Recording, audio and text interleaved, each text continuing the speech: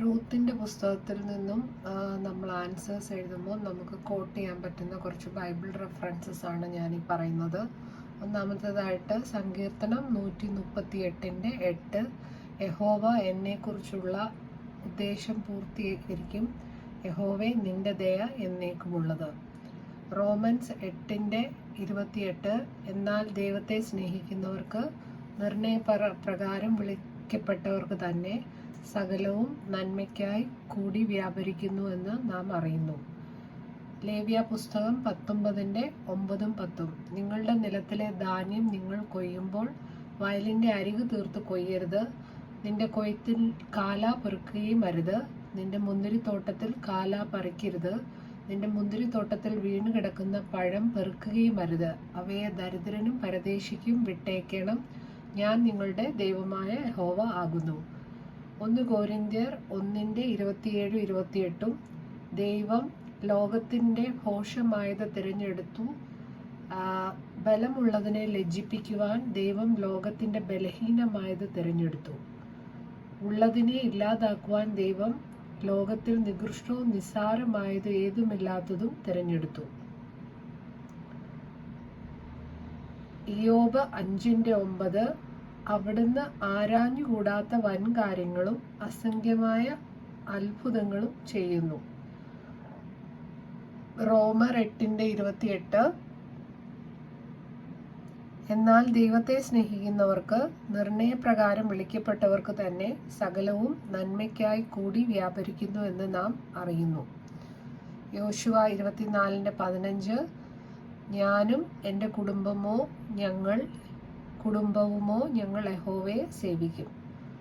1 കൊരിന്ത്യർ 13:8, സ്നേഹം ഒരു നാളും അവസാനിക്കുന്നില്ല, പ്രവചനവരമോ അത് നീങ്ങിപ്പോകും, ഭാഷാവരമോ അത് നിന്നുപോകും, ജ്ഞാനമോ അത് നീങ്ങിപ്പോകും. മത്തായി 1:5-6, ശലോമോൻ രാഹാബിൽ ബോവസിനെ ജനിപ്പിച്ചു, ബോവസ് റൂത്തിൽ ഓബേദിനെ ജനിപ്പിച്ചു, ഓബേദ് ഇഷായിയുടെ പിതാവായിരുന്നു, ഇഷായി ദാവീദ് രാജാവിൻ്റെ പിതാവായിരുന്നു.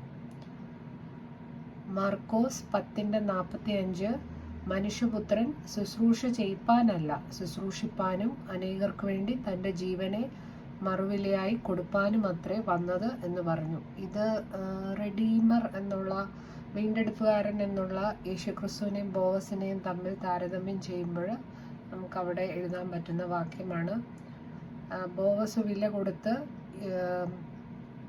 നിലം വാങ്ങിയപ്പോൾ മനുഷ്യപുത്രൻ തൻ്റെ ജീവനെ മറുവിലയായി കൊടുത്ത് നമ്മെ വീണ്ടെടുത്തു. എഫേസ്യർ 1:7, അവനിൽ നമുക്ക് തൻ്റെ രക്തത്താൽ അതിക്രമങ്ങളുടെ മോചനമെന്ന വീണ്ടെടുപ്പ് ഉണ്ട്.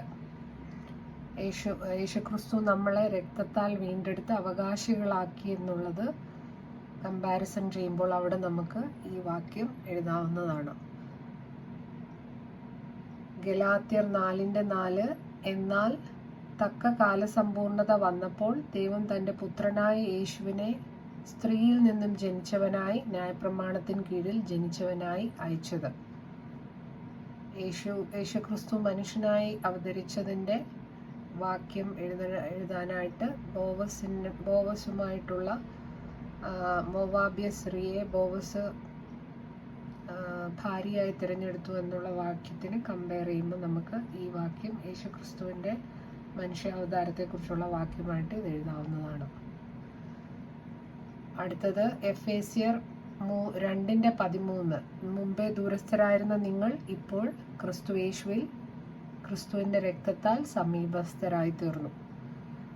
കാലാപെറുക്കുവാൻ വന്ന വയലിൻ്റെ അവകാശിയായി തീർത്തു എന്ന് പറയുമ്പോൾ യേശുക്രിസ്തു അപ്പാ പിതാവേ എന്ന് വിളിക്കുവാൻ നമ്മെ എങ്ങനെ രക്തത്താൽ വീണ്ടെടുത്ത് നമ്മളെ ദൂരസ്ഥരായിരുന്ന നമ്മളെ ക്രിസ്തുവിൻ്റെ രക്തത്താൽ സമീപസ്ഥരായി തീർത്തു.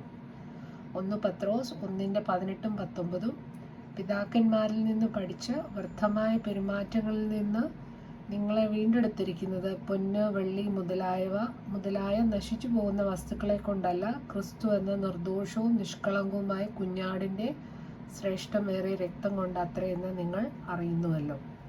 അടുത്തത് റോമർ 8:17, നാം മക്കളെങ്കിലോ അവകാശികളോ ആകുന്നു, ഒരു വശത്ത് ദൈവത്തിൻ്റെ അവകാശികളും.